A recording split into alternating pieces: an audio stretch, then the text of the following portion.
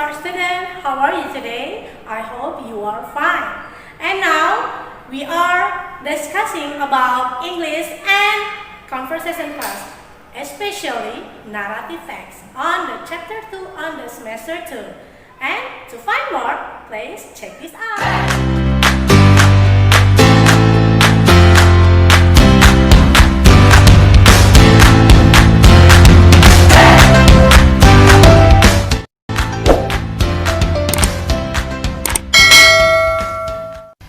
Hi everyone, Assalamualaikum warahmatullahi wabarakatuh. I'm so happy to see you. Well, today's video is about a narrative text. By the way, do you like reading story? Ngomong-ngomong, kalian suka gak sih baca cerita? Pasti waktu kecil kalian sering membaca cerita atau mendengar cerita dari orang lain. So, what story do you like? Cerita apa sih yang kalian sukai? Have you ever read the story of?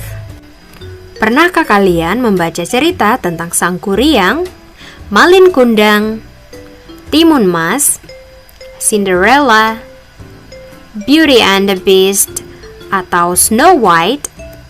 Do you know, those stories are examples of narrative text. Jadi, tahukah kalian kalau cerita-cerita tersebut merupakan contoh naratif teks? So, what is narrative text? Nah, narrative text itu apa sih? Narrative text is a text that tells us story in chronological order. Narrative text adalah sebuah jenis teks yang menceritakan suatu peristiwa secara kronologis. The social function or purpose of narrative text is to entertain or to amuse the reader or listener. Fungsi sosial atau tujuan dari naratif teks adalah untuk menghibur pembaca atau orang yang mendengarkan cerita naratif tersebut. Jadi, cerita apa sajakah yang termasuk ke dalam jenis naratif teks? Jenis cerita yang termasuk ke dalam naratif teks yaitu fairy tale, folk tale, fable, myth, dan legend. Fairy tale is a traditional story written for children that usually involves imaginary creatures and magic. Like Snow White, Pinocchio, and Cinderella. Kalian pasti tidak asing dengan cerita Snow White, Pinocchio, dan Cinderella. Cerita tersebut merupakan contoh fairy tale.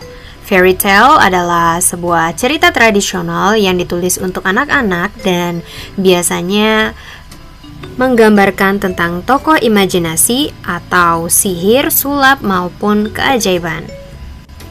Folk tale is a story that parents have passed on to their children through speech over many years. Folk tale adalah cerita yang dikisahkan oleh orang tua kepada anaknya secara turun-temurun dari generasi ke generasi sejak dahulu. Tentu kalian pernah mendengar cerita Sang Kuryang, Bawang Putih dan Bawang Merah. Cerita tersebut merupakan contoh folk tale atau yang biasa disebut dengan cerita rakyat. Fable is a fictional story which features animals, plants, or objects and leads to a particular moral lesson.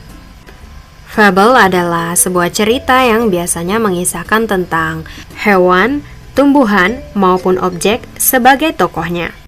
Dan dalam kisah tersebut, terdapat pesan moral yang bisa dipelajari. Do you know the story of the hare and the snail? The lion and rat are examples of fable.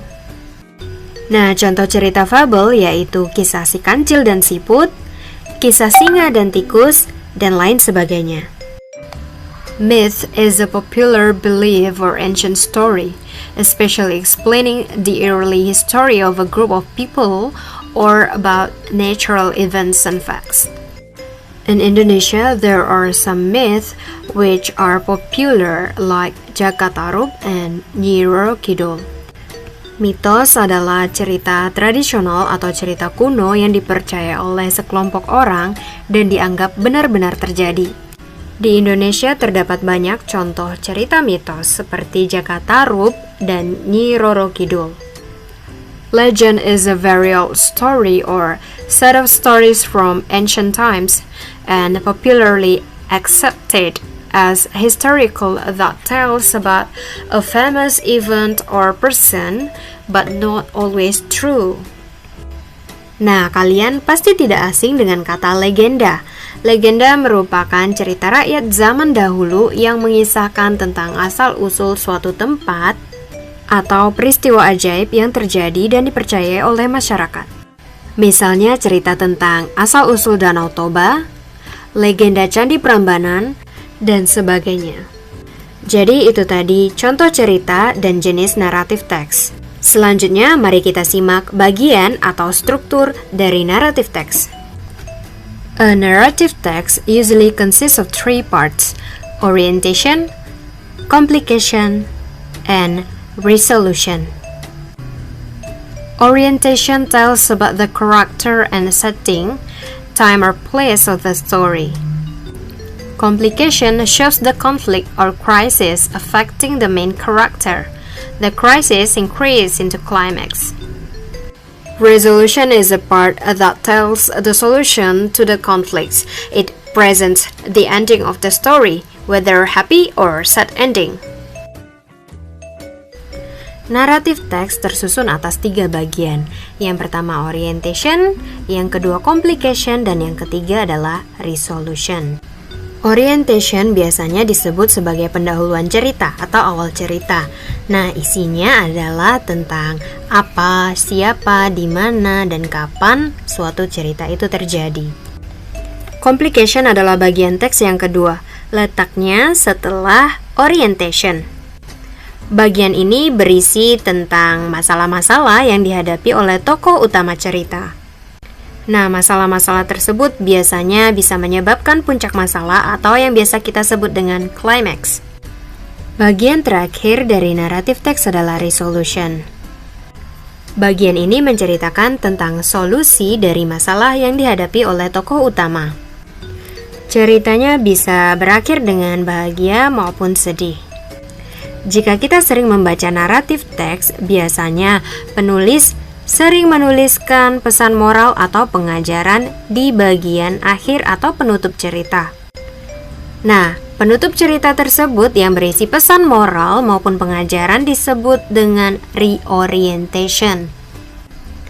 Bagian ini bersifat opsional. Jadi, ada beberapa naratif teks yang memiliki reorientation dan ada pula yang tidak memiliki reorientation. Agar kalian lebih memahami tentang bagian teks naratif, simaklah contoh berikut ini. Cinderella. Once upon a time, there was a girl called Cinderella. She lived with her stepsisters. They were very bossy. They made Cinderella do all the homework. One day, an invitation to the ball came to the family. Her stepsisters would not let her go. Cinderella was sad because she wanted to go to the ball too. Her stepsisters went to the ball without her.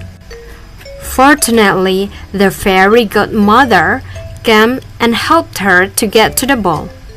At the ball, Cinderella danced with the prince. The prince fell in love with her, then married her. They lived happily ever after. Nah, pada contoh teks naratif tentang Cinderella ini ada 3 paragraf.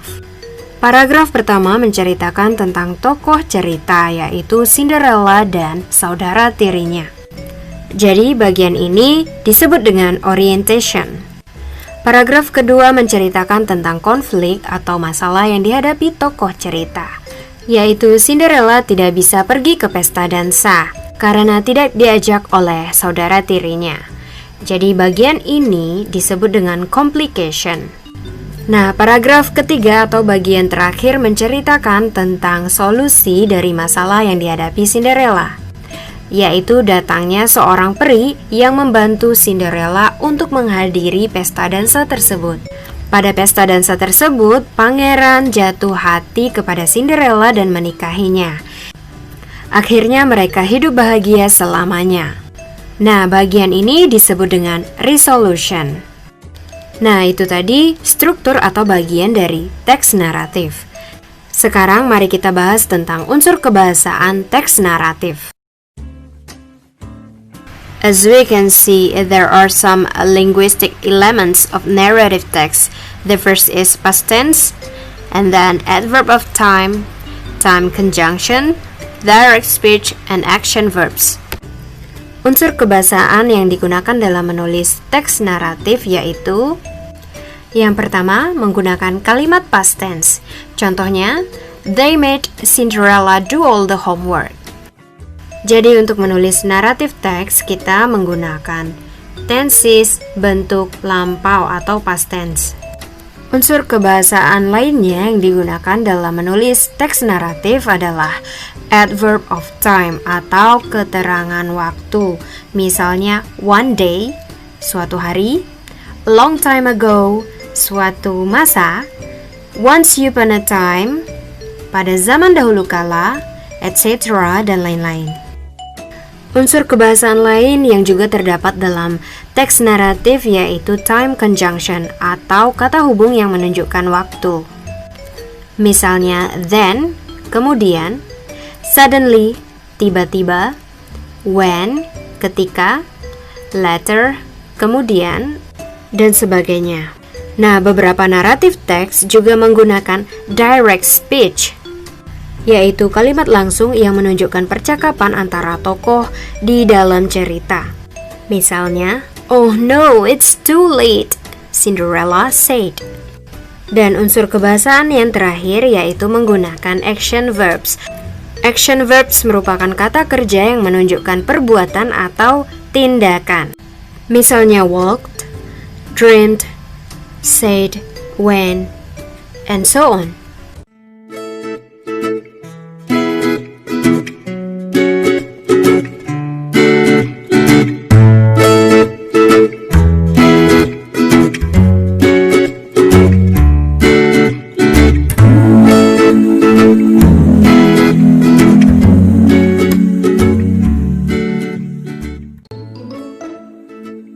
Nah, itu tadi penjelasan tentang teks naratif. Semoga video ini dapat bermanfaat untuk kita semua. See you in the next video. Assalamualaikum warahmatullahi wabarakatuh. Thanks for watching. Jangan lupa support channel ini dengan cara subscribe dan nyalakan lonceng notifikasinya.